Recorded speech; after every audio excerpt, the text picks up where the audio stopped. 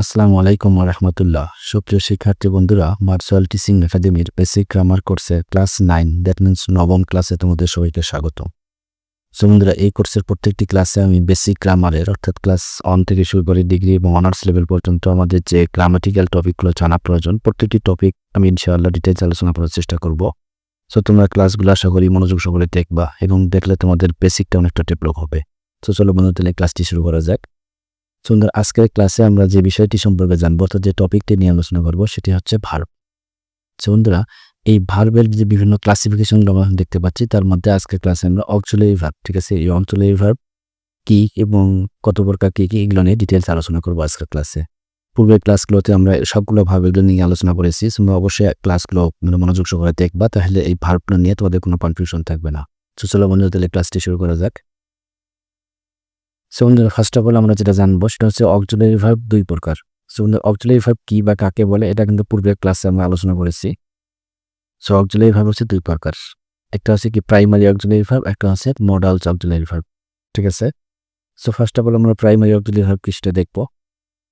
So দেখো যে primary auxiliary verb, ঠিক আছে, প্রাইমারি অক্সিলারি ভার্ব হচ্ছে কি যে অক্সিলারি ভার্বকে সেন্টেন্সে প্রিন্সিপাল ভার্ব হিসেবে ব্যবহার করা যায় তাকে প্রাইমারি অক্সিলারি ভার্ব বলে, ঠিক আছে। মানে কিছু কিছু অক্সিলারি ভার্ব আছে যেগুলোকে আমরা সেন্টেন্সে প্রিন্সিপাল ভার্ব হিসেবে ইউজ করতে পারি।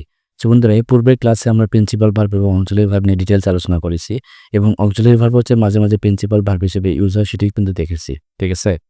যে ওই যে অক্সিলারি ভার্বকে আমরা প্রিন্সিপাল ভার্ব হিসেবে ইউজ করতে পারি সেই অক্সিলারি ভার্বগুলোকেই বলা হচ্ছে প্রাইমারি অক্সিলারি ভার্ব, ঠিক আছে। সো আমরা কিছু এক্সাম্পল দেখি। সো বন্ধুরা দেখো যে to be verb, that means am is are was were, ঠিক আছে, বি বিন বিং, এগুলোকে টু বি ভার্ব বলা হয়। তারপর টু ডু ভার্ব, ঠিক আছে, যেমন ডু ডাজ ডিড, ঠিক আছে। তারপর টু হ্যাভ ভার্ব, যেমন হ্যাভ হ্যাজ হ্যাড, ঠিক আছে।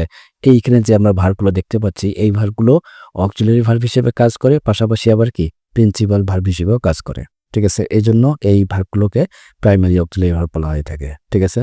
যেমন দেখো এখানে হি ইজ রিডিং আ বুক, সে একটা বই পড়তেছে, এখানে ইজ হচ্ছে অক্সিলারি ভার্ব, ঠিক আছে। আবার নেক্সট সেন্টেন্সে আমরা দেখো হি ইজ আ স্টুডেন্ট, সে হচ্ছে একজন ছাত্র, এখানে ইজ আবার প্রিন্সিপাল ভার্ব, ঠিক আছে। যখন প্রিন্সিপাল ভার্ব থাকবে তখন এটা কি করবে, তখন এটা হবে অক্সিলারি ভার্ব, ঠিক আছে, কারণ এই কি করতেছে, এই রিডিং ভার্বকে সাহায্য করতেছে, ঠিক আছে। কিন্তু যখন অন্য কোনো ভার্ব থাকবে না, অর্থাৎ কোনো সেন্টেন্সে যখন একটি ভার্ব থাকে তখন ওই ভার্বটা প্রিন্সিপাল ভার্ব হিসেবেই কাজ করে, ঠিক আছে। তারপর দেখো I have done the work, আমি কাজটি করেছি।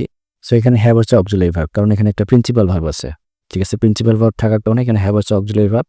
বাট নেক্সট লাস্ট সেন্টেন্সটা দেখো I have a pen, I have a pond, আমার একটা পুকুর আছে, ঠিক আছে। এখানে হ্যাভ হচ্ছে কিন্তু একাই আছে, ঠিক আছে, যার কারণে এখানে হ্যাভ হচ্ছে প্রিন্সিপাল ভার্ব। সো বন্ধুরা, আশা করি বুঝতে পারছো।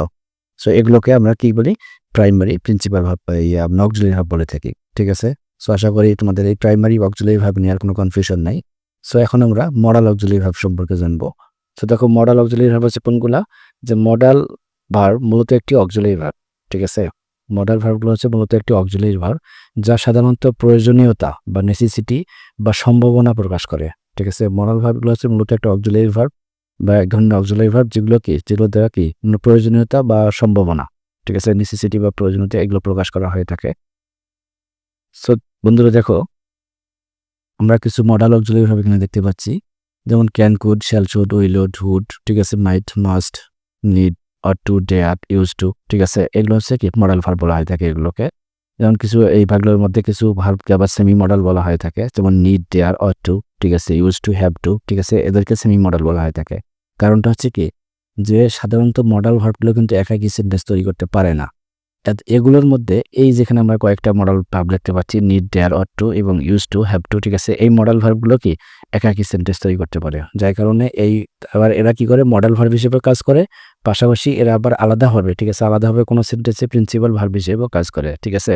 এই জন্য এদেরকে সেমি মডাল বলা হয়। সেমি শব্দের অর্থ হচ্ছে অর্ধ, ঠিক আছে, মানে অর্ধেকটা মডাল অর্ধেকটা আবার কি প্রিন্সিপাল ভার্ব হিসেবে কাজ করে।